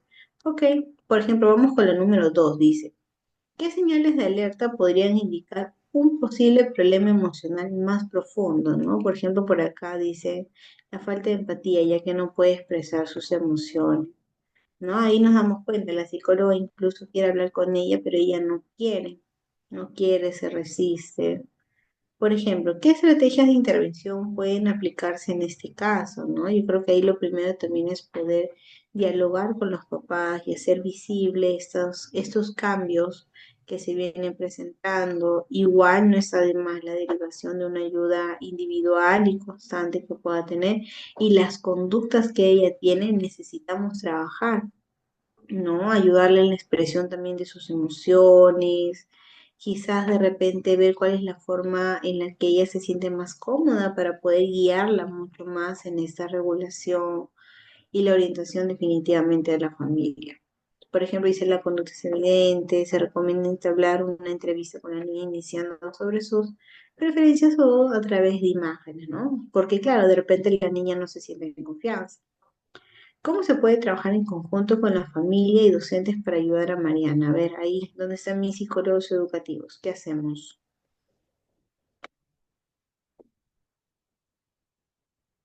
A ver, ¿cómo se puede trabajar en conjunto con la familia y docentes para ayudar a Mariana? Primero, de repente, con la docente poder explicar la situación que viene pasando, ¿no? Para que comprenda que no es una conducta propia, sino que es producto también de estos eventos, situaciones que están pasando en el hogar. Hay que articular con la familia, hay que involucrarlos también dentro de este proceso. Ok, vamos con otro casito. Yo creo que sí nos alcanza. Vamos con otro casito por acá. A ver, ahora un chico, a ver. Un chico que quiera leer, a ver, me ayuda.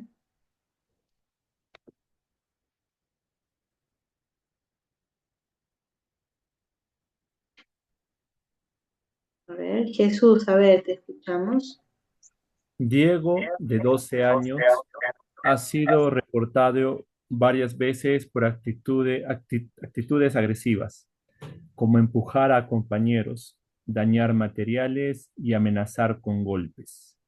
Sus profesores han notado que reacciona con ira cuando no consigue lo que quiere y niega responsabilidad cuando se le corrige. No muestra remordimiento y expresa que así es la vida, si te metes conmigo, te meto un golpe. En casa, su madre reconoce su temperamento fuerte y su padre le ha inculcado que un hombre no se deja de nadie, aplicando una disciplina estricta. La familia ha enfrentado conflictos y hay antecedentes de violencia intrafamiliar, aunque la madre ha evitado denunciar formalmente. Recientemente, tras un intento de mediación con un maestro, Diego golpeó una pared con fuerza y salió corriendo del aula, mostrando dificultades para manejar su frustración.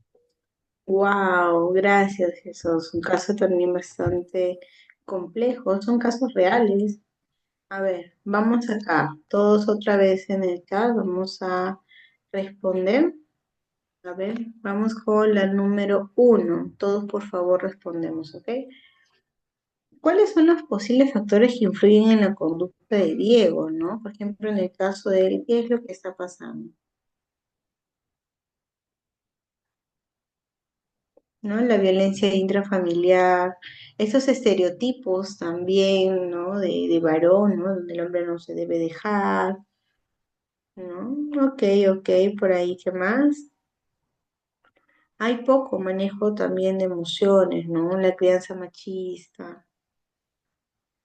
Ok, ok, perfecto. Ahora, ¿cómo podría trabajarse la regulación emocional con Diego?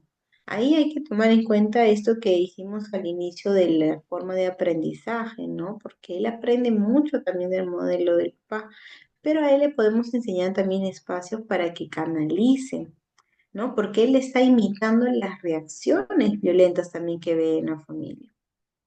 Justo hace poco yo estaba viendo acá televisión y justo, bueno, yo había terminado de ver una película y sale, ¿no? Ese programa de La Rosa de Guadalupe y bueno, se quedó ahí en el canal 4. Entonces, justo estaba pasando, ¿no? Y era el caso de un adolescente que tenía una enamorada y al inicio la relación era bonita. Pero ¿qué pasó? De que él cuando estaba en casa veía que su papá era bastante machista, agresivo, le pegaba a la mamá, le gritaba, la trataba mal, la trataba de una forma hostil, violenta, agresiva, y le daba mucho el mensaje a él de cómo tenía que ser el trato con las mujeres. Él empezó a tener este trato con su enamorada. Y su enamorada le termina, ¿no? Porque le dice que ella no quiere permitir esas situaciones. Cuando él llega a su casa y le comenta, su mamá, por ejemplo, intentó reflexionar con él sobre su conducta. Pero cuando le cuenta a su papá le dijo, no, pero ya vas a ver que ya va a venir porque tú eres el mejor, así son las mujeres. Empezó a darle así verbalizaciones y le dice, ella va a volver contigo, ¿no? Tú solamente imponte y haces, ¿no? Y le daba ese modelo. Y él hizo lo mismo, ¿no? Incluso le dio la idea incluso hasta de secuestrar a su novia, porque le dijo, yo secuestré así a tu mamá y también vamos a hacer eso con tu novia para que vea que ella tiene que estar contigo. Entonces yo me quedé pensando mucho, ¿no? Cuando vi ese caso y ya justo yo venía armando un poco la diapositiva y todo lo que se iba a explicar el día de hoy, y decía, wow, qué importante es el modelo que brindamos, ¿no? Siempre me quedo con esas reflexiones, pero cuando pasan esos casos, más todavía. Y acá también es una situación muy similar. Por ejemplo, ¿qué estrategias pueden implementarse en la escuela para modificar su conducta? A ver, ¿qué podemos hacer?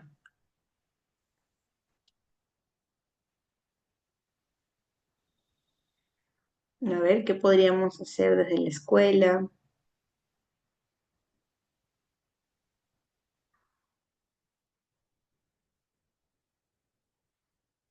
a ver, de las estrategias que hemos visto, ¿no? De repente el uso de los reforzadores, ¿no? Los espacios de la calma, las pausas activas, un contrato conductual de repente con él para ayudarlo, al menos que pueda regular ciertas reacciones.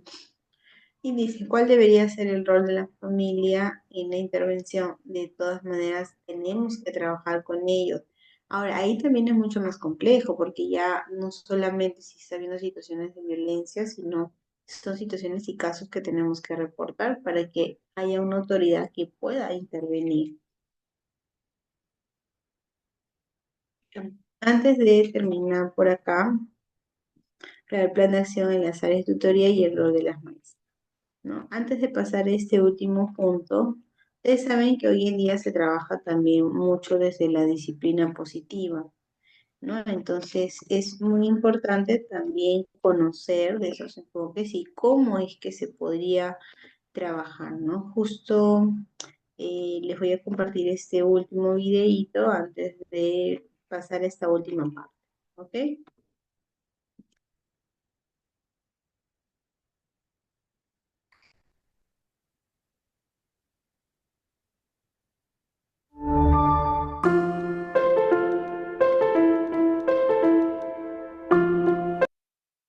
La disciplina positiva defiende que no existen los malos comportamientos, no hay malos comportamientos, hay malas decisiones o momentos de necesidad fisiológica que nos desbordan, ¿no? Claro. Estamos con todo el derecho del mundo invadidos por una emoción, ¿no? Porque es así como nos conectamos en ese momento con nuestros hijos están alterados, nosotros también. Entonces los límites y todo lo que signifique herramientas sociales o habilidades sociales que tengan que aprender nuestros hijos se los enseñamos en otro momento. ¿Y cuál es ese momento? Todos los momentos. Es una actitud, ¿no? Esto, para mí, ya te digo, fue también muy revelador entender qué necesita una persona para aprender de otra, ¿no? O sea, tú eres la madre de tus hijos, les cuidas, les atiendes, les quieres y les tienes que enseñar a vivir de alguna manera, ¿no? Entonces, ¿cómo necesitan sentirse tus hijos respecto a ti para querer aprender de ti, ¿no? O sea, necesitan confiar en ti y sentir una confianza basada en la seguridad y en la capacidad. O sea, que con todo lo que les enseñemos les estamos haciendo sentirse seguros y sentirse capaces, ¿no? Entonces, partiendo de ahí, le tenemos que enseñar límites a nuestros hijos. Vale, yo tengo que ser una persona de la que quieran aprender, ¿no? Entonces, ¿cómo actúo desde la seguridad y desde la capacidad?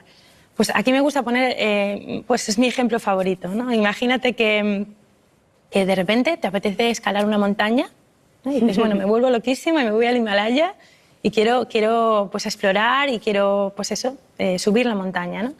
Entonces obviamente pues tendrás que contratar los servicios de un Sherpa, ¿no? De un guía de la montaña, ¿no? Pues tú imagínate que vas con el Sherpa subiendo la montaña y a medida que subes esta persona empieza a temblar y a mostrarse muy nerviosa, ¿no? Y empieza como a dudar todo el rato, a mirar por el precipicio, a parar, a respirar muy fuerte y a mostrarse realmente pues inseguro, ¿no? ¿Tú querrías subir la montaña con ese guía? No, ni de broma que va. Claro, pues muchas veces, sin quererlo, como ni nosotras mismas tenemos claro los límites, les estamos transmitiendo esa inseguridad a nuestros hijos, ¿no? Entonces, muchas veces los límites no encajan porque no se sienten seguros, ¿no? Entonces, no es que se sientan inseguros, es que yo no puedo aprender de esa persona porque esa persona no sabe lo que me quiere transmitir, todavía no lo tiene claro, ¿no? Una de las herramientas de la disciplina positiva que habla de límites y explica los límites es la amabilidad y la firmeza, ¿no? Todos sabemos ser amables todos sabemos ser amables, ¿no? Con nuestros hijos. Y creemos que sabemos lo que significa ser firmes. Y digo que creemos que sabemos lo que significa porque a veces se asocia con enfadarse o ponerse vehemente o sacar el dedo, ¿no? Como así. Sí. Realmente la firmeza significa mantenerse seguro en lo que hemos planificado. O sea, estos son los límites de mi familia, estos son los límites de la tuya. O sea, cada familia tiene que planificar sus límites, ¿no? Y la firmeza significa que tú te mantienes en los límites cuando nadie más quiere mantenerse, ¿no? Y te mantienes desde la amabilidad, o sea, desde el respeto, ¿no? Imagínate pues una situación que hemos pasado todas y todos, ¿no? Y es que llevas a tus hijos al parque Sí. Les has explicado y saben de sobra a la hora que hay que marcharse, pero llegado el momento de irse no se quieren marchar, Claro. ¿no? Entonces tú estás muy amable y les recuerdas, chicos, que son las 7, que nos tenemos que marchar, ¿no? Entonces, bueno, pues como tú estás muy amable y no tienes mucha prisa, flexibilizas, les dejas 5 minutos más, ¿no? ¿Vale? Pero ya llega un momento en el que ya tienes Que ya prisa no y puedes ya te estirar tienes que más, marchar, claro. ¿no? Sí, Entonces sí. en ese momento no se quieren marchar. Yo aquí tengo un truco que cuento que a mí me funciona siempre, y es que todas y todos hemos pasado por lo que significa un bebé llorando a las 2 de la mañana a todo lo que da porque necesita algo, ¿no? Claro. Un bebé de un mes, por ejemplo, un lactante, ¿no? ¿Qué te mueve? Pues te mueve ir a atender Ir a tu ahí, hijo o a sí. tu hija, ¿no? Porque tiene una necesidad, ¿no? Hay un momento, hay un punto en el crecimiento de nuestros hijos que dejamos de ver la necesidad y empezamos a ver un fastidio. Todos nos lo tomamos desde nuestro ego y a lo personal, ¿no? Entonces ya no estamos viendo la necesidad. El niño no va a saber decirte, mamá, yo para mi psicomotricidad gruesa necesito 10 minutos Claro. más o tirarme 20 veces más por el tobogán. No te va a Sí. saber decir eso. Claro. Va a protestar, ¿no? Ujú. Entonces, si tú eres capaz de ver o escuchar o sentir ese llanto del lactante, aunque tenga 15 y lo que te está protestando es que no quiere volver del cine a una hora determinada, si tú puedes ver esa necesidad detrás, ya no te enfadas tanto, ¿no? Ya no te dejas llevar tanto por esa agitación o no te contagias y afrontas la situación pudiendo ser firme y amable. Vale, cariño, ya sé que no te quieres marchar, yo te voy a coger en brazos y te voy a llevar. No quiero. Pero tú te mantienes amable y tú te mantienes firme. Si te tienes que ir, te vas. El límite lo mantienes. Él tiene derecho a enfadarse. Sí. Porque eso es lo que no entendíamos. O sea, nosotros pretendemos que salga del parque Y salga a la feliz, hora y claro. feliz con una sonrisa en la cara. Y te Eso diga, es "Gracias, mamá". Sí, gracias Claro, por eso educarme es tan bien, ciencia mamá. ficción, No ¿verdad? existe. Claro. Entonces nosotros tenemos que validar esa emoción, permitirla y mantenernos firmes. ¿Para qué? Para que nos sientan seguras. Mi madre, cuando propone algo, dice algo, lo hace, lo mantiene Claro. y está tranquila Eso cuando da lo hace. confianza, Y ¿no? cuando yo estoy muy nerviosa, mi madre está muy tranquila, ¿no? ¿Y qué pasa? ¿Qué sucede con esto? ¿Qué sucede con la amabilidad y la firmeza? ¿Qué sucede con los límites? Que cuando tú te mantienes, haces esto, 4 tardes de parque, a la vez número 5 ya no tienes que coger al niño. Ya viene detrás, viene protestando, viene enfadado, pero viene detrás. Sí, porque sabe lo que hay, ¿no? He entendido que tú es por tu bien, que nos decían a nosotras cuando había que comer judías. Pues ya te lo empiezas a creer. Nosotras no nos lo creíamos. Entonces es que mi madre sabe lo que hace, mi madre me cuida. No mi madre me manda, ¿no? Y cuando ya van 10, 15 veces, ya hasta va tranquilo. ¿Y a dónde vamos ahora, mamá y tal? Porque han entendido el límite, lo ha entendido, le has respetado, no le has faltado el respeto mientras marcabas el límite y ha entendido el para qué. Porque los niños, si entienden el sentido de las cosas, lo aceptan mucho mejor. Ok, les recomiendo igual buscar el video completo, es bastante bueno, ahí de la educadora María Soto, ¿no? En el BBVA, ¿no? Ella justo tiene un video ahí que hace de por qué no funcionan los castigos y premios desde su óptica, pero bastante interesante la disciplina positiva, ¿no? Se los recomiendo. Y vamos a entrar ya a la última parte. Ahora, es importante poder desde el ámbito educativo trabajar el plan de tutoría, ¿no? Porque esto va a permitir realmente poder tener adecuadas estrategias y herramientas. Hay que considerar que dentro del proceso educativo, la tutoría es un proceso de acompañamiento que busca el bienestar emocional, social y académico del estudiante.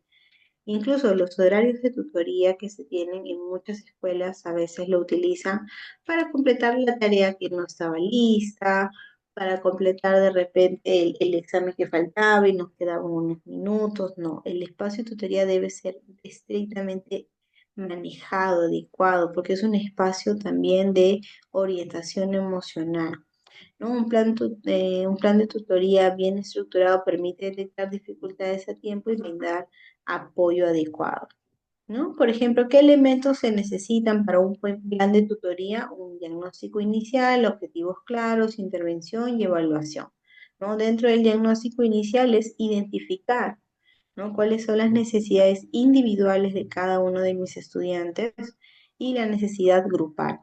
El objetivo, las metas concretas, ¿no? Pensando en el bienestar, la regulación emocional, la motivación académica, la convivencia escolar. Dentro de lo que se llama la intervención hay que ver las estrategias. Ya vemos ahí cuáles son las estrategias a aplicarse Y dentro del proceso de evaluación hacemos un seguimiento, a ver qué tanto están funcionando los objetivos que yo me había planteado, si es necesario ajustarlos o no. También podemos considerar que la tutoría, bueno, hay un acompañamiento personal y académico, ¿no? Hacemos orientación académica, apoyo emocional, detección de necesidades. Trabajamos dentro de la tutoría también la mediación y resolución de conflictos. Recuerden que el tutor, o en este caso también cuando hay un psicólogo educativo, guía, orienta ante las situaciones de conflicto que se pueden presentar en los estudiantes. Se fomenta mucho el respeto, la inclusión. Hay un trabajo también articulado con las familias porque hay que comentarles cómo va el proceso de cada uno de sus estudiantes. Tenemos también las estrategias educativas que se van a ir aplicando, ¿no? Como les dije, los refuerzos positivos, la motivación, las estrategias de refuerzo inmediato. Es importante siempre hacerle ver al estudiante que notamos y tenemos claro las conductas que ellos tienen y que confiamos en que pueden mejorar. Un docente que no confía en sus estudiantes y ya los etiqueta como malcriados, irrespetuosos y utiliza calificativos y etiquetas, es un docente que ya tiró la toalla. Nosotros como docentes no podemos hacer eso, menos como psicólogos educativos. Siempre tenemos que apostar porque va a haber una mejora, pero una mejora con objetivos claros.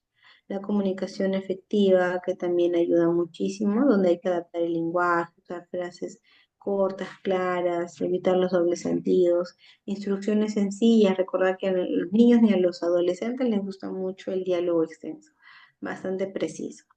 Y siempre la colaboración con la familia y el equipo educativo, ¿no? Hay que trabajar la comunicación constante para decir cómo van dentro de la escuela, para ver de repente qué estrategias, herramientas podemos aplicar con los padres de familia y el trabajo en equipo, ¿no? Hay que trabajar la coordinación con los maestros, terapeutas externos que hay y unificar siempre los enfoques de trabajo. Y bueno, como vemos, el rol del psicólogo es bastante amplio. Hay muchas cosas que se tienen que trabajar, detectar. Los problemas de conducta están muchas veces en las aulas, pero no son solos. Muchas veces viene acompañado de distintas problemáticas, ¿no? Entonces, me gustaría que ahí en el chat pudieran colocar qué les ha parecido la ponencia, qué es lo que han aprendido el día de hoy. Ya hemos llegado a la parte final y yo espero que haya sido bastante comprensible. He buscado videos precisos, ¿no? Con situaciones para que podamos reflexionar y con los casos que les he compartido, ¿no? Por ahí les dejo mis contactos.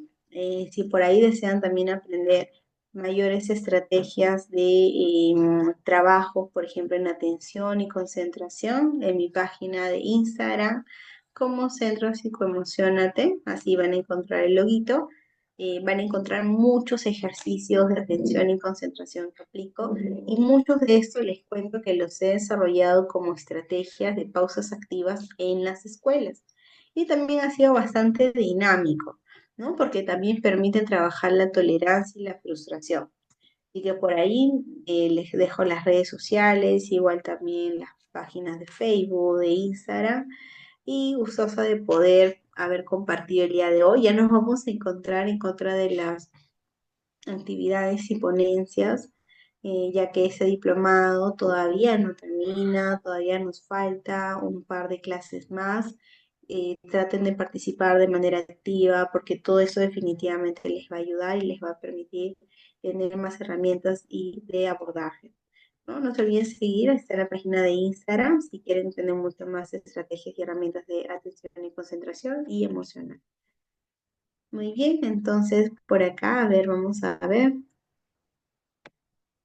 Sí, correcto, ese es el diplomado. Muy bien, por acá dice muy interesante y inscribí al diplomado, excelente, excelente. Porfa, ahí, bueno, les van a brindar la información. Muy bueno, gracias, licenciada. Muy interesante, excelente, excelente ponencia, licenciada, muy interesante. Gracias a ustedes. Entonces, conmigo será hasta una siguiente oportunidad y cualquier cosita siempre estamos acá para poder contribuir mucho más en su aprendizaje. Muchas gracias. Buenas noches.